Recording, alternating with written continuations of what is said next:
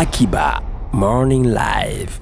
Mon avis concernant la mort tragique de notre bien-aimé Arafat DJ. Arafat DJ, c'était quelqu'un, je ne sais pas comment on le dit, mais il avait un truc en lui qui motivait la jeunesse, dans lequel chaque jeune se voyait. On le sait tous, il avait beaucoup de défauts, il avait beaucoup de rivaux dans le milieu du coupé décalé au pays, mais il a su rester là, il a su être à la tête jusqu'à la fin. C'est pour dire que c'était, on dirait ça comment, je ne sais pas si les mots sont un peu forts, mais le dieu du coupé décalé en Côte d'Ivoire. Voilà. Il avait des différentes, il a su avoir, je ne sais pas comment, avoir le cœur de tous les Ivoiriens, femmes, garçons, jeunes comme enfants. C'est un artiste qui était unique au fait, parce qu'il y avait des artistes, il avait un rival, Serge Beno, qui avait en majorité les femmes, mais lui, il avait presque toute la population ivoirienne. C'est-à-dire que non, dans ces tests, dans ces différentes chansons, tout le monde se reconnaissait, tout le monde a dansé sur Arafat, et sa mort jusque-là est une chose qu'on n'arrive pas à supporter au fait. Et voilà, beaucoup de personnes n'arrivent pas à croire que Arafat n'est plus là. C'est pour cela que on ne l'oubliera jamais et restera jamais dans nos cœurs, et ces mélodies seront toujours autant appréciées jusqu'à sa mort. Voilà, c'est un peu ça. Arafat. Voilà, ça c'est vrai que c'est avec beaucoup d'émotion qu'on a écouté ce témoignage-là. C'est un avis d'un jeune Ivoirien qu'on a pu recueillir hier. Et Adrien, qui fréquente beaucoup de platines. Arafat, quelle image tu as de ce que je vais dire là maintenant, c'est pas pour dire que je suis pas de ceux qui partagent que c'est un héros.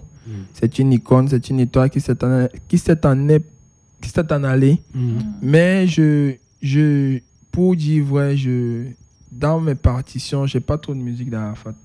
J'ai certaines musiques d'Arafat. Pourquoi? Parce que quand on écoutait certaines musiques d'Arafat, moi j'avais l'impression que c'était du tapage, surtout au niveau des beats, des arrangements. Il était bon aux arrangements, mais sur certaines choses, c'était un peu du tapage. Parce que quand on les mettait sur des enceintes, c'est-à-dire des haut-parleurs, et qu'on les diffusait dans les clubs, pour moi, c'était pas du tout de la musique. C'était juste du bruit et de tout ce qui va aller avec. Mais maintenant, au niveau de la personne, c'était un influenceur. Ça, il ne faut pas se le cacher. Il a participé à un redressement, non seulement des jeunes, mais il a aussi apporté, entre guillemets, la paix après le départ de son aîné qui était Douk Saga. C'est des gars qui ont influencé la Côte d'Ivoire à un moment où la Côte d'Ivoire sombrait dans le chaos. Et ce chaos-là était dû aux jeunes, parce que la population en Côte d'Ivoire à cette époque était essentiellement des jeunes. C'est des jeunes qui allaient dans la rue revendiquer un certain nombre de choses. C'est les jeunes qu'on utilisait, et son arrivée a influencé beaucoup les jeunes, que ce soit sur le continent, que ce soit en Europe. En Afrique, généralement, et particulièrement au Cameroun, on les voit même dans nos artères. Généralement, on appelle certains mototaximans des Yoruba. On voit par leur tenue vestimentaire, leur coiffure et autres. Donc, il a impacté certaines personnes positivement et négativement aussi. Pourquoi négativement? Parce que c'était un gars, c'était un rebelle. Et il le disait souvent dans certaines de ses vidéos, c'est la rue qu'il a fabriqué. Il n'a pas fait de grandes écoles comme certains d'entre nous ou beaucoup d'autres intellectuels de son pays. Mais il avait ceci de particulier, c'est que même quand il était vraiment sobre, pour ceux qui comprennent le mot, il le disait toujours, je peux régler mes problèmes avec des coups de poing.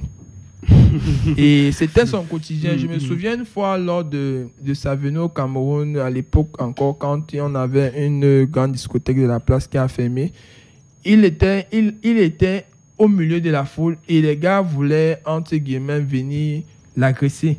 Et il disait à ces gars du corps, laissez-les venir. Moi, je peux me défendre. On voit un petit bout d'homme, pour ceux qui pensent qu'il était si grand. Il était pas très grand.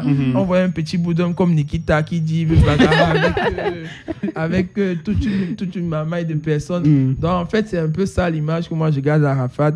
Je joue ses musiques, j'appréciais ses musiques, mais pour dire vrai, dans le sens propre, les mixer, pour moi, n'était pas réellement ça. Il y a des musiques qui parlent. Il y a des choses qu'il a vraiment laissées, qui ont impacté les gens, mais il y a aussi des choses que, bon, pour moi, la musique reste de la musique et l'art restera de l'art. C'est l'œuvre de l'esprit qu'on ne peut pas contester. Akiba, Morning Live.